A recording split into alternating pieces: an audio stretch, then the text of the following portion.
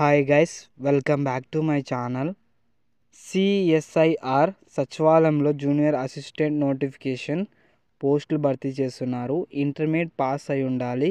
ఈ వీడియోలో selection process ఏంటి, ఎన్ని పోస్టులు భర్తీ చేస్తున్నారు, ఎలా అప్లై చేయాలి, పూర్తి వివరాలు ఈ వీడియోలో ఎక్స్ప్లెయిన్ చేస్తాను. స్కిప్ చేయకుండా చూడండి. ఓకే, వీడియోలోకి వెళ్ళినట్టయితే మనకు CSIR institute of minerals and materials technology నుంచి నోటిఫికేషన్ రావడం జరిగింది. ఇక్కడ క్రింద చూసుకున్నట్లయితే స్టార్టింగ్ డేటు, ఎండింగ్ డేట్ చూసుకున్నట్లయితే జనవరి 10వ తేదీ నుంచి ఫిబ్రవరి 8వ తేదీ వరకు సాయంత్రం 5 గంటల వరకు అప్లై చేసుకోవచ్చు. ఇక్కడ ఎడ్యుకేషన్ క్వాలిఫికేషన్ చూసుకున్నట్లయితే ఇంటర్మీడియట్ పాస్ అయి ఉండాలి. అలాగే computer knowledge, MS office, MS word, MS Excel మీద అవగాహన ఉండాలి. శాలరీస్ విషయానికి వస్తే 19,000 నుంచి 63,000 అన్ని కట్ ఆఫ్స్ కలుపుకొని మీకు వచ్చేది ఎంత అంటే 35,000 అయితే వస్తాయన్నమాట. ఏజ్ లిమిట్ చూసుకున్నట్లయితే 18 ఇయర్స్ టు 20 ఇయర్స్ ఉండాలి. ఏజ్ రిలాక్సేషన్ చూసుకున్నట్లయితే SC ST 5 years, OBC 3 years అయితే ఉంది. మెథడ్ ఆఫ్ సెలెక్షన్స్, ఈ జాబ్కి 2 స్టేజెస్ ఎగ్జామినేషన్ అయితే ఉంటాయి. Computer typing test, written test మీకు కండక్ట్ చేస్తారు. ఎలా అప్లై చేసుకోవాలంటే ముందుగా మీరు ఈ వెబ్సైట్లోకి వెళ్ళాల్సి ఉంటుంది. వెబ్సైట్లోకి వెళ్ళిన తర్వాత మీరు రిజిస్టర్ అవ్వాల్సి ఉంటుంది. అప్లై చేసేటప్పుడు మీరు వీటన్నిటిని తీసుకొని అప్లై చేయాల్సి ఉంటుంది.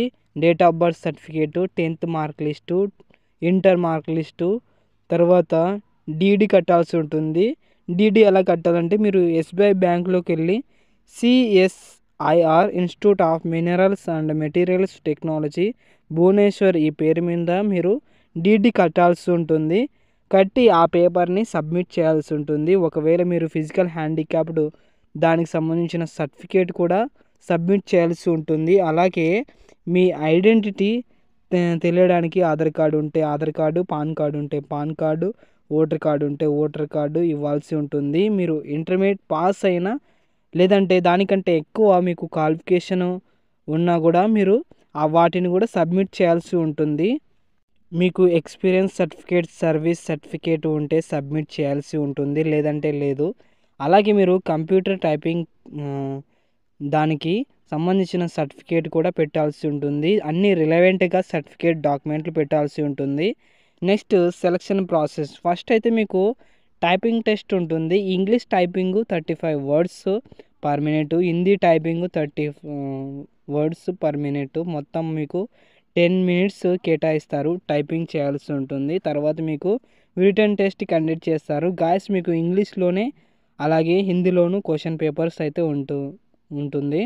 మొత్తము 200 క్వశ్చన్స్ గాను ఎగ్జామ్ అయితే ఉంటుంది. 2 hours 30 minutes ఎగ్జామ్ కండక్ట్ చేస్తారు. కింద సబ్జెక్టులు చూసుకున్నట్లయితే పేపర్ 1 సబ్జెక్ట్ వచ్చేసి మెంటల్ అబిలిటీ టెస్ట్ 100 క్వశ్చన్స్ ఉంటాయి, 200 మార్క్స్. దానికి ఎలాంటి నెగిటివ్ మార్క్స్ అయితే ఉండవు.